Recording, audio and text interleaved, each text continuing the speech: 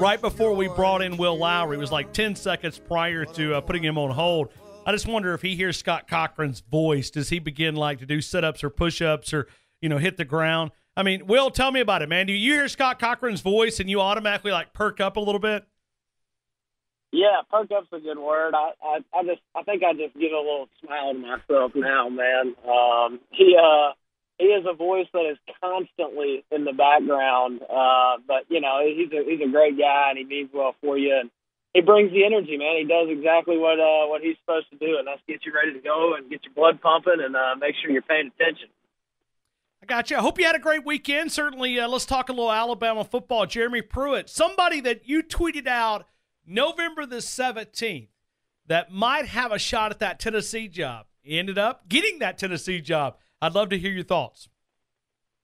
I just saw that as a really good fit, and I thought that if Tennessee didn't land a big name early, right out of the gate, or right when they got searching, that it was a good fit that could fall into place. And lo and behold, it ended up playing out that way. Obviously, Tennessee had their struggles in the coaching search and nailing everything down. Kind of a lot of bad press there and got pretty ugly for him for a while. But I think it worked out as well as it probably could have for him. I think that Coach Pruitt is a tremendous coaching prospect. I think he's got all the tools to succeed at that level. I think it's a really good fit for the program and the coach. And I think that he's going to have a lot of success there. But as you and I have both talked about many times, there is a whole lot of ingredients that goes into having success at this level. So it's going to be tough, man. I haven't really come to terms with the fact that someone I have such a good relationship with and care so much about is setting up a program that I have the exact opposite for. So a little bit of conflicting emotions. I certainly want him to do well, though, but definitely not on the third Saturday in October. But we'll see what he's got. He's got a lot of tools at his disposal, and he's in a good spot relative to resources that you need to succeed at this level. So it's going to be man. Well, yeah, it was a little bit of a challenge seeing him up at the press conference in that orange tie. I don't know. I mean, it's the same thing with you, man. I mean, I could never picture Will Lowery. You played the same position as Jeremy Pruitt. Will Lowery up there on the television screen with the orange tie. It's just something about it, man. Former Alabama player, current Alabama coach with an orange tie. It's just hard to get over. No, I'm right there with you. It still throws me off when I see the pictures and all the media coverage with, the photo shoots or whatever they've done with him to put some marketing materials together. It's just a strange sight to see him in that orange, but it's a great opportunity for him. That's just how coaching goes. It's you got to put home childhood allegiances aside for your profession. And there's no doubt now, Coach Pruitt is hating that orange as much as, but like I said, I guess you got to kind of put this aside for the professional aspect of it, and no doubt about it. I mean, he'll grow on it. And, like I said, I can see him being there for a long time if he's able to start having some success.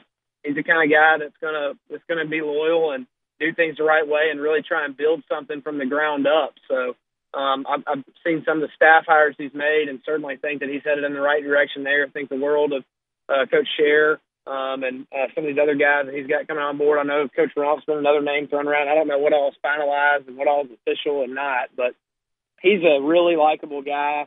He's got a lot of charisma to him, and no doubt about it, through his various stops over the years, he's made a lot of really good relationships and forged a lot of friendships and all sorts of that in the coaching world. So he's got a lot of areas he can pull from and different folks to talk to and pick through. And I think it's going to be really interesting to see how he builds out the rest of his staff, and also really interested to see how he handles all the non-football aspects of being a head coach.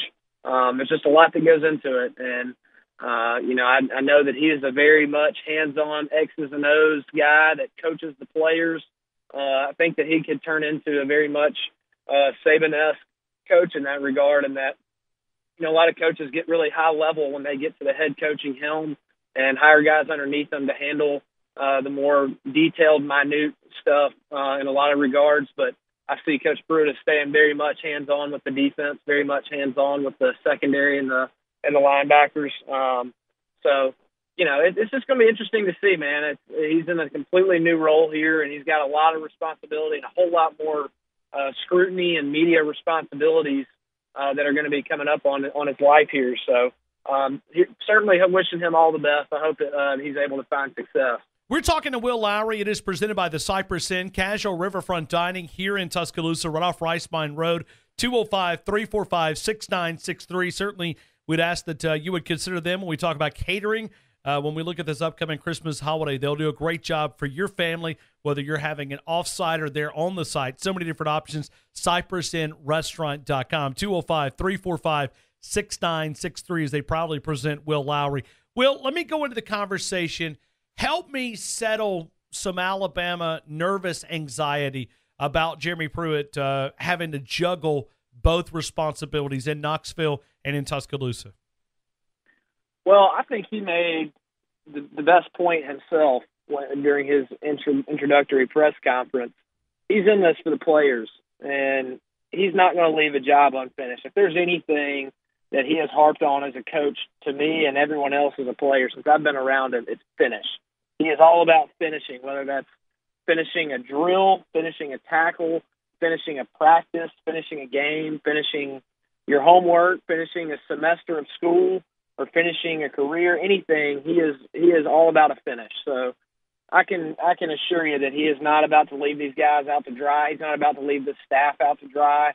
I would bet my life on it. He'll have every bit the energy, enthusiasm, focus when he gets back to the team as he would be, if he had not taken another job. Now, is he going to be a little worn out and probably a little sleep deprived? Yeah, I'd probably safe to say. But I don't doubt for a second that he's going to give everything he's got. And I would be highly, highly surprised if we had any kind of issues to where in retrospect we could point back and say, well, this was a problem. He wasn't focused. He had a foot out the door, like we may have had last year in the past. I don't think that that'll be the case. I really think that he'll bring it. I think that he'll be absolutely focused, and I don't think that Coach Saban will have to get on to him or remind him of his duties or have any problems in that regard. He's going to finish the task at hand before he fully moves on mentally to the Tennessee job. How much do you think Clemson, Alabama is a revenge game? Ooh, I would say a little bit, but more than anything, man, this is just a tremendous 3-year rivalry that's grown together, and we're just very blessed, honestly, to see a third leg here. I think that the fans deserve it after 2 unbelievable first 2 games. And that's easy for me to say. As a player, I would probably have a much different mindset. Thinking about it from their perspective, yeah, I probably would say if I was a guy on that team last year and I came within 1 second of winning another national championship, only to have that taken away from me, especially in, kind of a controversial play there with the pick plays and stuff that we've talked about before. It'll leave a sour taste in your mouth, no doubt. So I would say the players probably a lot more so than us as fans or anything might see it as a revenge game. But at the end of the day, revenge or not revenge, that's not what's going to matter. And Coach Saban, those guys will be the first guys to tell the players that and the first ones to tell the media that too. There's no revenge about it. This is just another really tough football game against a really good football team with a lot on the line. And obviously the last 2 years, both teams have brought it and really made it tremendous ball games. And it's been very, very competitive. The level of play is extremely high. There's a ton of talent on the field. So, man, it's just going to be another barn burner, I think. I don't see a distinct advantage to either team. I certainly don't see a blowout, that we've seen in the semifinals from either of these teams the last few years. I see it being another dogfight, and both teams are going to have to prepare really well. It's going to be about who can get healthy and who can prepare the best and who can execute the best on game day. Well, I want to go to a game plan. How is that introduced to the players? Obviously these coaches right now are working on schemes that they believe that will work against Clemson. And how is that presented to the players? How do you guys sort of adopt what the game plan is going to be? Or do you even really know what the coaches anticipate trying to do? I don't think you anticipate anything. When it's time to start buckling in and diving in, the coaches will have it in front of them and be implementing and installing. So from a really high level, the way that game planning and schemes work from a 30,000-foot view here, I'm talking in very general terms.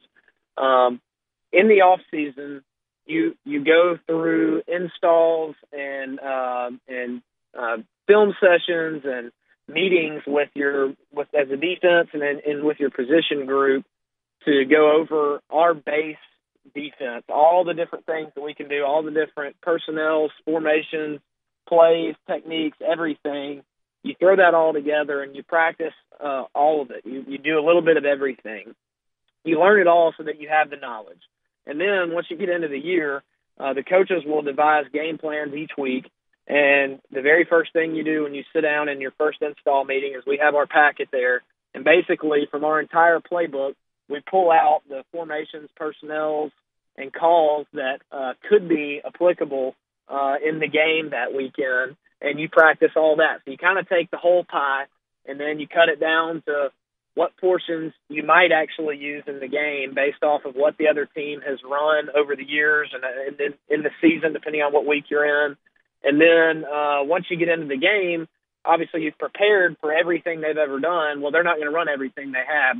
They'll focus in on what they want to run that week, and then you only end up playing about 20% of what you even practice. So really right where they're at right now is they're probably going to spend a lot of time working on fundamentals and working on a lot of stuff from our playbook in general just to keep the football sense going. Like we're talking about, it's a 1-game, 2-game season here. So it's very easy to get a little rusty with some of your basics. So they'll run through a little bit of everything, but they'll also start mentally installing and running through certain periods in practice, certain stuff that we want to start game planning, and that'll ramp up over the course of the off or the bowl practice, little 1-game season here we're talking about leading up to the game.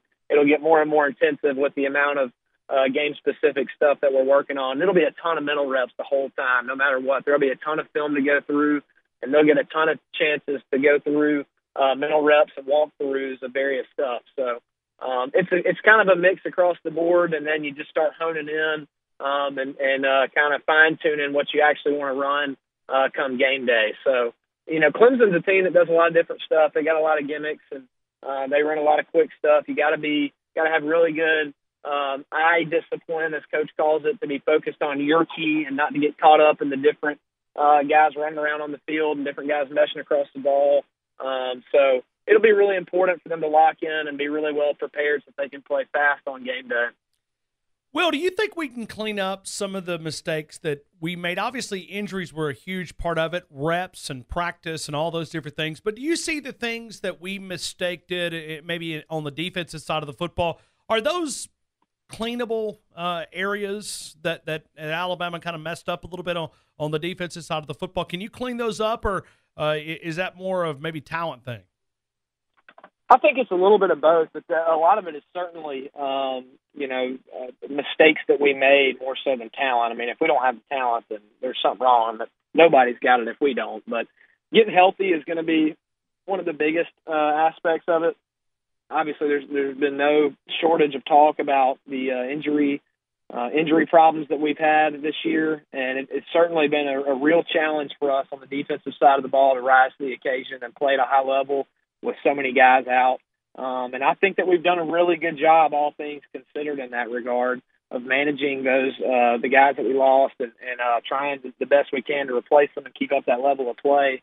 Certainly we're not as good without those guys as we would be with them. So it's going to be really important for us to get as many guys healthy as we can, including the guys that have been out, but also the guys that have still played and been banged up. It's not just the guys that are injured that are hurt. There's a difference there. And over the course of the season, everybody gets a little bit banged up. So really important that those guys are putting the time in the training room with Jeff Allen, who I've seen getting some press here recently, as he well deserved, with Jeff Allen and Jeremy and those guys in the training room, getting them healthy, getting them back to as much full speed, 100% as we can. And then, yeah, absolutely, a lot of it is fixable. And I think that, at Alabama, we talk a lot about how difficult it is to wear that target on your back 24/7, 365. It seems like we're the number one ranked team, and every team that we play, it's their Super Bowl. And it's tough to get up for every single game like that. And I think that Auburn was somewhat of a perfect storm of a culmination of injuries and wear and tear on the team, and also just kind of had our worst game. It just seemed to all kind of come crashing down on us, very similar to in 2010 when we went to South Carolina and lost by a couple touchdowns. I think that it's very easy for that to happen when you have as much success as we do at Alabama. So if nothing else, hopefully that loss to Auburn just really put the chip back on our shoulder and get these guys hungry again. I know, there were times in that game when we did seem lacked a little bit of enthusiasm, or maybe just weren't, didn't have quite the motivation that you would expect at that point. And maybe it was a little bit of wear mentally from all the injuries and all the attrition that we've gone through this year. So absolutely, I think it's fixable stuff. I hope that it's kind of helped to relight the fire, and getting some of these guys back healthy will help in that regard as well. So, we'll just have to see come game day if we've been able to fix it. I certainly think on the defensive side of the ball, that's stuff that we can clean up.